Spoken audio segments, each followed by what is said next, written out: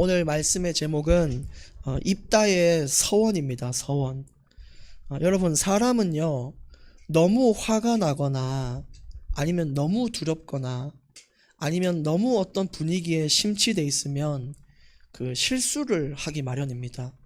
그래서 감정을 잘 추스르지 못하면 사람에 대해서 실수하는 건 당연한 건데, 더 큰 문제는 뭐냐면 하나님한테 실수를 해요. 내가 너무 화가 났는데 그걸 추스르지 못하니까 하나님을 향한 불신앙과 분노의 말을 내뱉는든지 그런 식으로 하나님 앞에 자꾸 실수를 하는 거죠. 너무 화가 나면 또 사람에게 대해서도 어떻게 하죠? 내가 그런 말 할 필요가 없는데 가슴에 못을 박는 이야기를 자꾸 해요. 추스르지를 못하니까 그런 거거든요.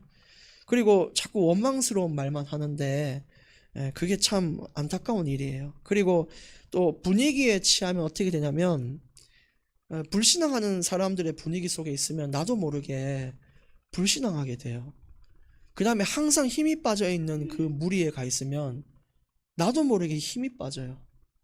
그것처럼 이 분위기나 감정 이런 게 참 중요한데, 오늘 입다라는 인물은 두려움이라는 감정에 휩싸인 상태로 전쟁을 가다 보니 굳이 하지 말아야 될 서원도 하게 되는 거예요. 실수를 하게 되는 거죠. 그래서 입다가 오늘 두려운 나머지 하나님께 이런 얘기를 안 해도 하나님은 이기게 하시기 위해 부른 거잖아요. 근데 하나님, 내가 이기게만 해주시면 인신제사를 드리겠다는 거예요. 사람을 잡아서 번제물로 드리는데, 내가 전쟁 끝나고 집 돌아갔을 때 나를 가장 먼저 반기는 자를 내가 희생제물로서 주님께 드리겠다 이야기를 한 거죠. 그래서 오늘 그 경솔한 고백 때문에 일어난 일들에 대한 이야기입니다.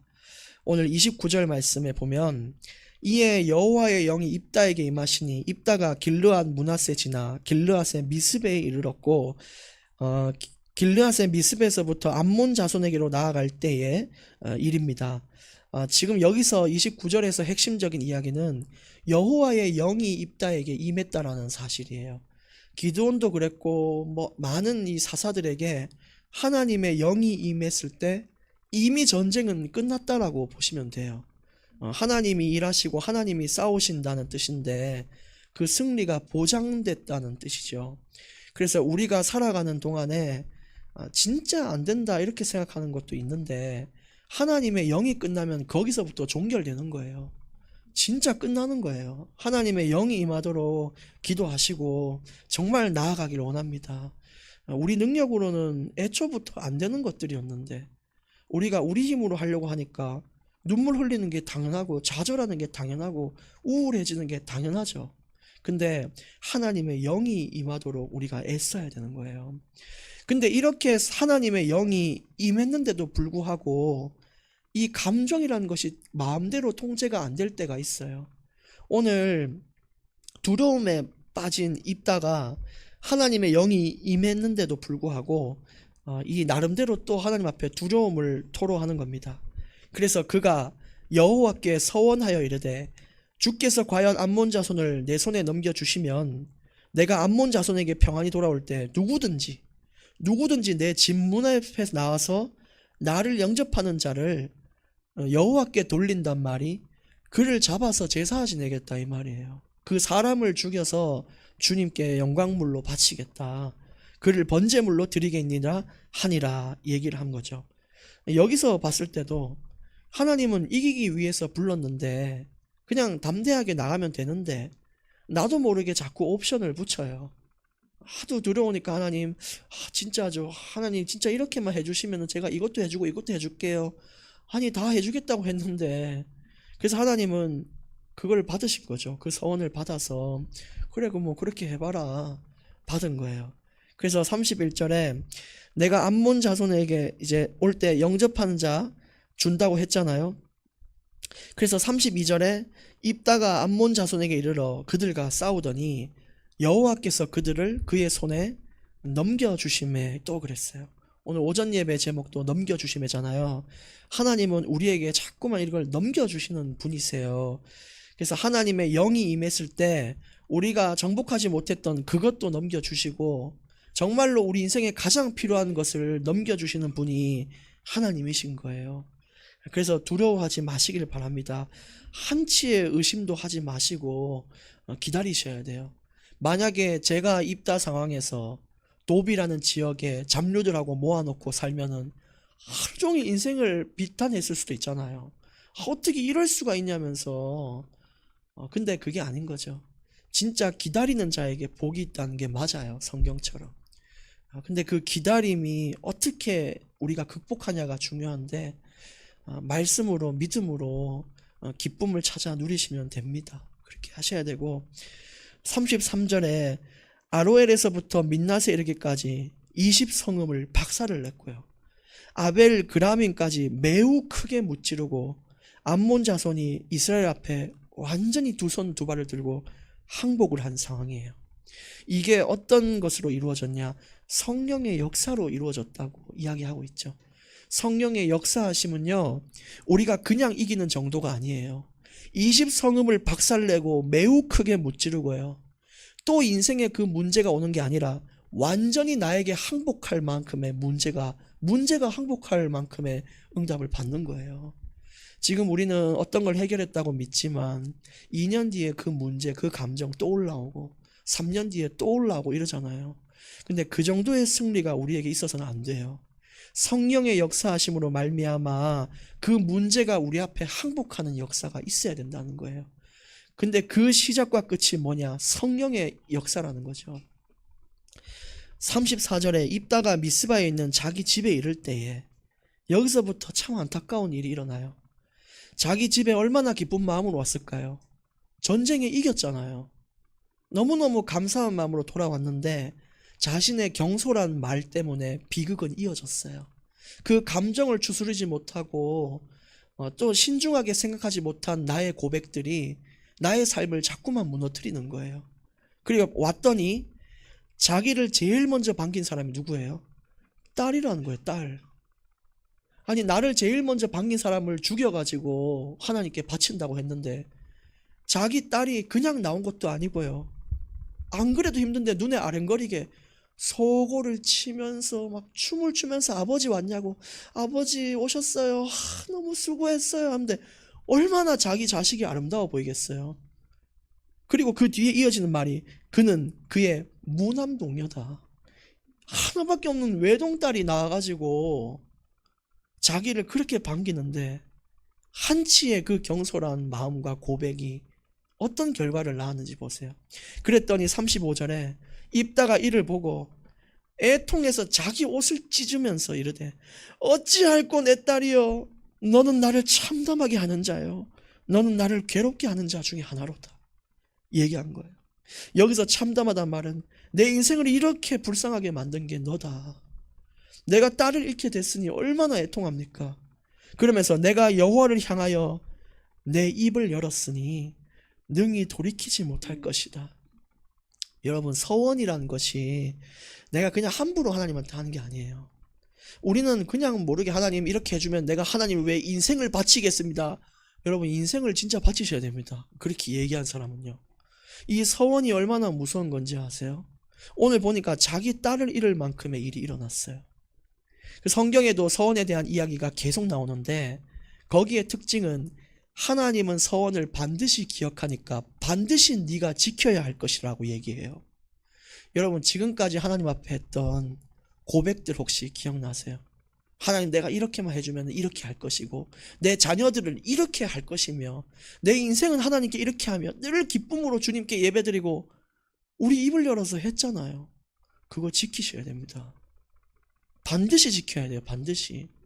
그러면 그때 뱉은 말이 여러분이 단순히 감정에 취해서 신중히 생각도 안 하고 뱉은 그런 말들이 되는데 그런 것은 하나님의 영광이 되지 못해요. 그래서 차라리 고백을 하지 마십시오. 하기 힘들면 고백을 하지 말으셔야 되지, 자꾸 자기가 뭐 되는 것처럼 이렇게 할게요 해놓고 안 하면은 그 하나님이 다 기억해요. 그래서 결과적으로 하나님은 지금도 여러분이 뱉은 그 말을 기다리고 계신다는 겁니다. 36절, 딸이 그에게 이르되 나의 아버지여, 아버지께서 여호와를 향하여 입을 여셨으니 아버지의 입에서 낸 말씀대로 내게 행하소서. 이는 여호와께서 아버지를 위하여 아버지의 대적 암몬 자손에게 원수를 갚으셨습니다 하니라. 딸을 참 잘 키웠어요. 우리 같은 경우는 아버지 미쳤습니까? 그럴 거 아니에요. 어떻게 이럴 수가 있습니까? 아버지가 돼가지고 내가 부모를 잘못 만나가지고 말이지 죽는다 이럴 거 아니에요. 그러지 않았어요. 왜냐면은 입다 자체도 아마 그 믿음을 배운 것 같아요. 입다 자체도 도배에 있을 때 하나님을 늘 감사함을 전했고 이랬거든요. 근데 이 딸도 그 믿음을 배웠는지 순종의 자녀의 모습을 보여요. 우리가 배워야 될 자세인데 하나님을 향한 감사의 크기가 너무 크다 보니까 죽음도 괜찮다는 거예요. 하나님께서 대적 암몬을 넘겨주셨으니 그게 얼마나 감사한 일입니까? 그러니 아버지가 뱉은 말대로 내가 되기를 원한다. 여러분, 인생에 하나님을 향한 감사가 크면 클수록요, 문제되는 건 줄어들어요. 나중에는 엄청나게 감사가 커지면 어떻게 되냐? 죽으면 죽으리다가 나오는 거예요. 그래서 여러분, 순종과 복종의 진짜 자녀로 쓰셔서, 진짜 감사의 자녀로 쓰셔서 하나님 앞에 내가 죽는 경험을 하길 원합니다. 37절에 근데 이 그 딸이 좀 조건을 걸어요. 또 그의 아버지에게 이르되 이 일만 내게 허락하사 나를 2달만 버려두소서. 내가 내 여자친구들과 산에 가서 처녀로 죽음을 인하여 애곡하겠나이다 얘기를 한 거예요. 왜냐하면 이 당시 이스라엘은요, 결혼하지 않는 사람을 좀 안 좋게 봤어요. 왜냐, 하나님이 주신 최고 축복인데 그걸 못 누렸다고 봤거든요. 근데 더 나아가서 애가 없으면 또 비참하다고 여겼는데 지금 입다의 딸은 둘 다예요. 결혼도 못했고 애도 없어요. 그래서 사람들은 그걸 보고 저주받았다 이렇게 여길 만큼 좀 안타까운 상황인 거거든요. 그래서 이제 2달 동안만 산에 가서 내가 처녀로 죽는 거에 대한 것들을 좀 마음을 추스릴 수 있게 해달라 얘기를 한 거죠. 그 다음에 38절에 입다가 그가 이르되 가라 하고 2달을 기한하고 그를 보내니 그가 그 여자친구들과 가서 산 위에 처녀로 죽음을 인하여 애곡을 하고 2달 만에 그의 아버지에게로 돌아온지라 그랬어요. 여러분, 이 2달은 어떤 시간이었을까요? 하나님을 원망하는 시간이었을까요? 아니면 하나님 뜻을 바꾸려고 기도했던 시간이었을까요? 아니면 도망을 친 걸까요? 다 아니고요. 하나님의 뜻을 받아들일 수 있는 시간이었어요. 여러분, 우리 살다 보면은 주변 사람들의 죽음을 경험하잖아요. 근데 마땅히 일어날 일들이 일어나고 있는 거거든요. 그 하나님의 섭리 안에. 근데 우리 마음이 그걸 못 받아들여요. 아니, 어떻게 이럴 수 있냐 그러고 화도 내고 분노도 일어나고 다시 살려내라고 욕도 하고 이럴 수 있잖아요. 근데 오늘 입다의 딸의 경우는 달라요. 하나님은 완전하신 분이니까 그렇게 하시는 데에는 이유가 있음을 내가 믿고 내 마음이 그걸 받아들일 수 있게 해달라는 고백이에요. 내게 어떤 상황을 줬든지 하나님 뜻이라면 그걸 안 바꾸는 게 맞고, 그렇다면 내가 온전히 하나님 주신 지금 내 상황을 받아들일 수 있도록 해달라고 애곡하며 2달간 기도했던 거죠. 참 믿음이잖아요. 우리 같은 경우는 도망치면 되는데 하나님의 주권을 믿고 나아가시길 바랍니다. 하나님의 뜻을 받아들일 수 있는 마음이 필요해요. 2달 만에 그의 아버지에게로 돌아왔는데 39절 보면은 자기가 서원한 대로 딸에게 행했다. 딸을 죽였을까요? 안 죽였을까요? 죽였겠죠. 근데 이거는 아직도 그 의견이 반반이에요. 어떤 이제 연구가들은 그냥 혼인을 평생 못하게 하고 어디 처박혀 살도록 했다 그렇게 얘기를 하는데, 제가 볼 때 40절 말씀에 기반하여 죽었다고 봅니다.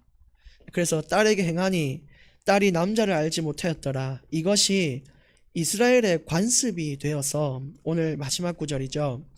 이스라엘의 딸들이 해마다 가서 길르앗 사람 입다의 딸을 위하여 나흘씩 애곡했다 그랬어요. 만약에 죽지 않았더라면은 지금도 이스라엘이 이렇게 나흘씩 애곡하고 할까요? 저는 그렇지 않다라고 보거든요. 사람이 죽지도 않았는데 이렇게 산에 올라가가지고 다른 지역에 살아도 이때 되면 모이는 거예요. 모여서 길르앗에 가가지고 애곡을 하는 거예요.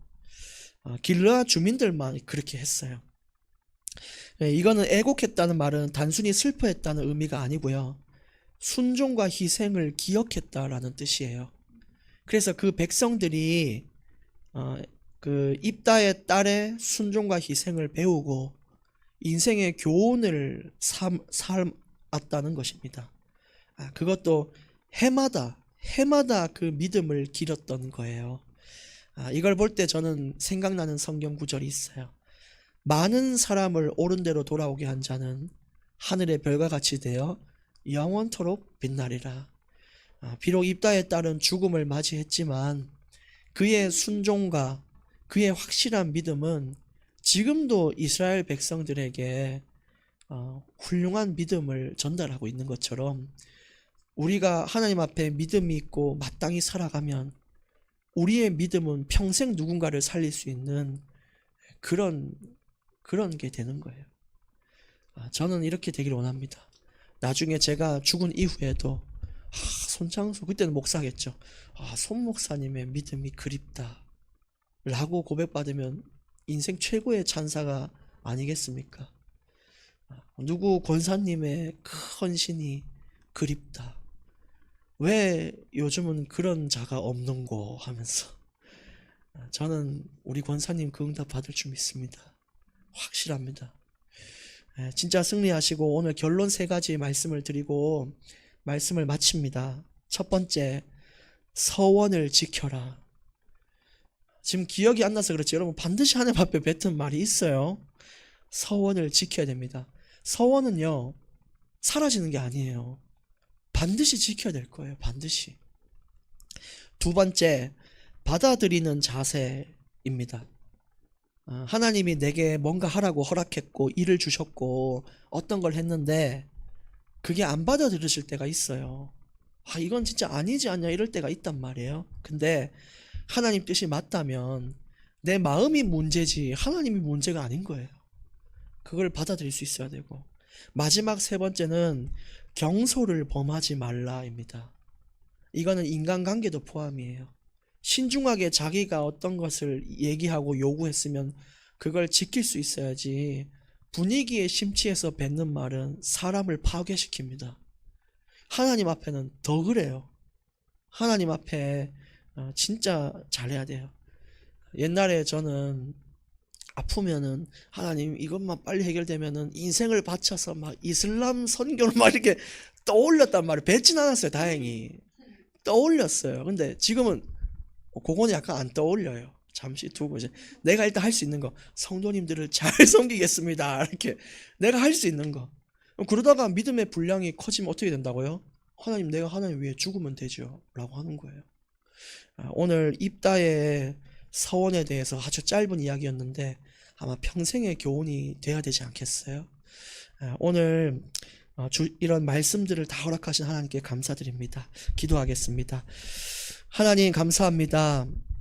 하나님께서는 늘 우리에게 역사하셔서 인생에 넘겨주실 것을 찾고 계신데 우리가 하나님의 뜻을 몰라 방황하는 지난날을 회개합니다. 이제 하나님의 뜻을 붙잡고 나아가 주님 주시는 선물을 잘 받을 수 있게 하여 주시고 경솔한 마음과 입술에 벗어나 진심을 담은 우리의 삶을 주님께 드리게 하여 주시옵소서. 감사드리며 예수님의 이름으로 기도합니다. 아멘.